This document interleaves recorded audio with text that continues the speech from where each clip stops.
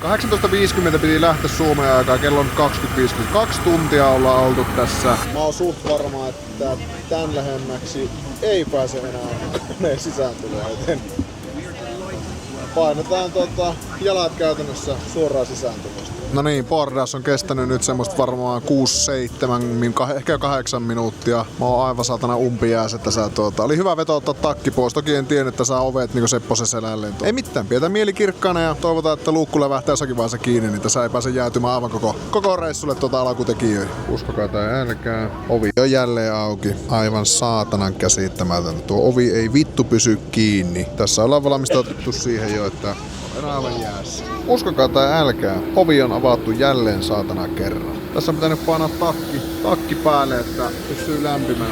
18.50 piti lähteä Suomen aikaa, kello on 20.52 tuntia ollaan oltu tässä. Jengi alkaa olla aika levooton, mutta onneksi me ollaan saatu kuitenkin tuonne ulos lämmittää tommonen generaattori, joka pitää ääntä, niin ilmeisesti sulatellaan tässä koneen osia tai jotain vastaavaa, että tämä pääsee vihdoin ja viimein matkaamaan. Ja mikä parasta tässä nyt on, että tämä kone ilmeisesti lähtee vielä matkaan, joten tämä iltapäivä eli ilta sai onneksi kiitollisen lopun, mutta voin sanoa, että tässä 2 tunnin aikana, kun tuo ovi on ollut Sepposen selällä ja tää koneen lämpötila on ollut pattirollaan -15, niin on ketuttanut. Mutta annetaan nyt pömpeli huutoa vielä hetken aikaa tuossa ja katsotaan, että mä tästä lähtis. Mä en oikein tiedä, mitä muuta tähän voi sanoa. Toivottavasti me ollaan tänä yönä Milanossa.